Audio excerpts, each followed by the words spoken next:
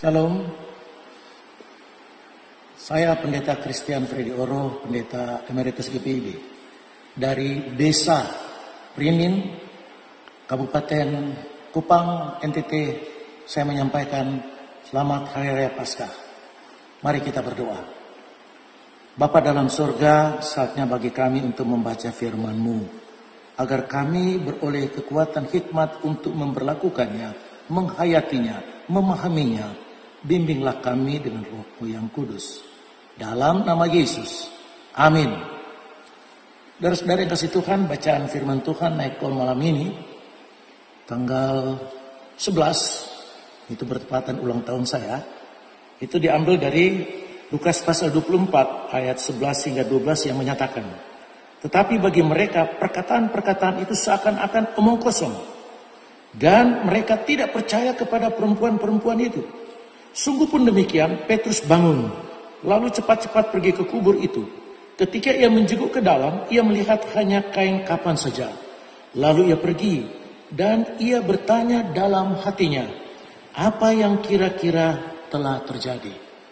Saudara-saudara yang kasih Tuhan, cerita tentang Natal, belum lama kita ingat, rayakan Jumat Agung, 2-3 hari lalu. Lalu Paskah, bahkan kenaikan, itu cerita, alur ceritanya mungkin sebagian besar kita sudah hafal, kita sudah tahu.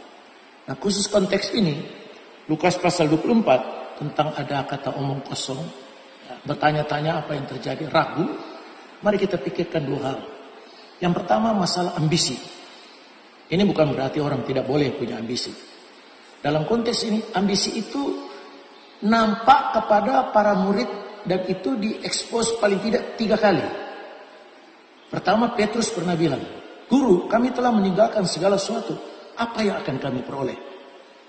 Di tempat lain, murid-murid bertengkar. Siapa yang terbesar? Di tempat lain ada permintaan. Kalau Yesus datang kedua kali, yang satu sebelah kanan, satu sebelah kiri. Itu ambisi, harapan-harapan yang terselubung di balik keikutsertaan mereka kepada Yesus. Kenyataannya dalam perjalanan Yesus, nampaknya Yesus tidak menjawab harapan itu. Ambisi itu tidak terjawab. Perjalanan Yesus sepertinya tidak sesuai dengan pengharapan mesianis. Jangan heran, ketika Yesus ditangkap, diadili, dihukum mati, mereka tercerai-berai. Semua mau menyelamatkan dirinya sendiri. Ambisinya tidak terjawab. Jadi kalau mereka akhirnya tidak percaya, ya itulah. Harapan yang tidak terjawab memupuskan iman. Yang kedua itu ada hubungan dengan hari-hari terakhir Yesus. Bukan cuma Yesus, para murid khususnya sedang dicekam oleh ketakutan. Para pemimpin agama, penguasa sedang merencanakan untuk membunuh Yesus, menangkap dan membunuh dia. Bukan tidak mungkin para murid ikut ambil bagian di sana. Kita ingat penyangkalan Petrus sampai 3 kali. Sampai dia bilang tidak kenal. Sedang diincar.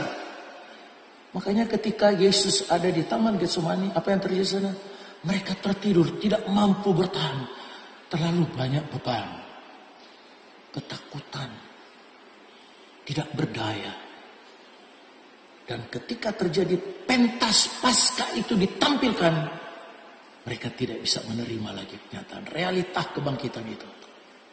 Ketakutan itu sudah terlalu mencekam sehingga mematikan benih iman yang 3 tahun kurang lebih Yesus tanamkan.